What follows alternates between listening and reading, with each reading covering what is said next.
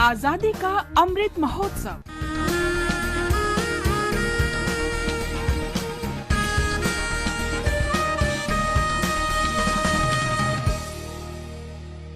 Azadi ka Safar with AIR News. Birth of a nation. India's glorious freedom struggle is one of the greatest struggles the modern world has ever witnessed.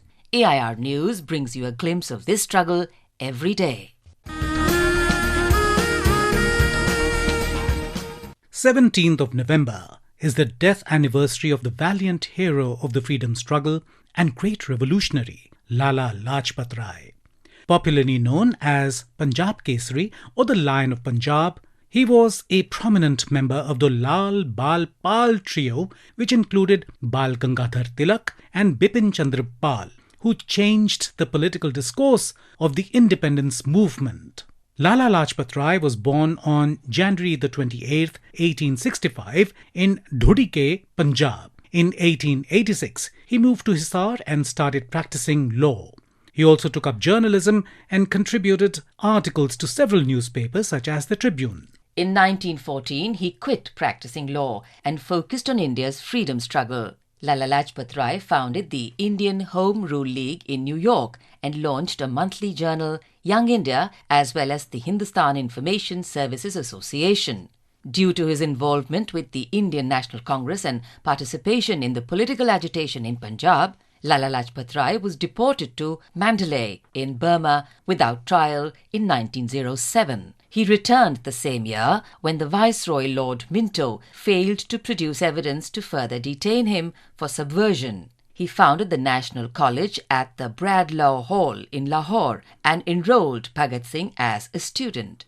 In 1920, Lala Lajpat Rai was elected the president of the Indian National Congress. He was jailed from 1921 to 1923 for taking part in the non-cooperation movement.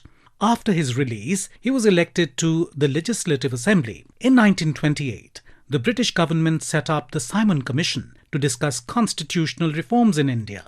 When the commission visited Lahore on 30th October 1928, Lala Lajpat Rai led a non-violent march in protest against it because the panel did not include any Indian member. Simon Commission!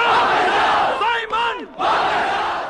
The Superintendent of Police, James A. Scott, ordered a lathi-charge on the protesters and personally assaulted Rai, who sustained severe head injuries. He did not recover from the injuries and died on 17th November 1928 following a heart attack.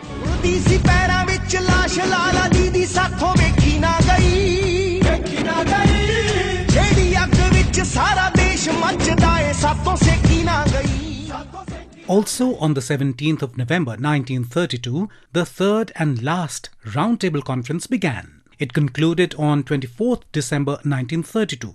Gandhiji and the Indian National Congress did not attend the conference. Many other Indian leaders were also absent. Like the previous two conferences, little was achieved.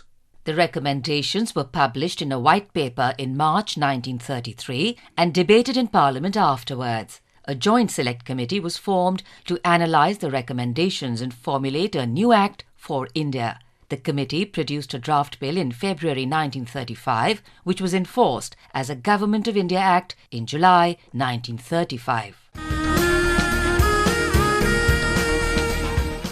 That brings us to the end of this episode of Azadi Ka Safar with AIR News.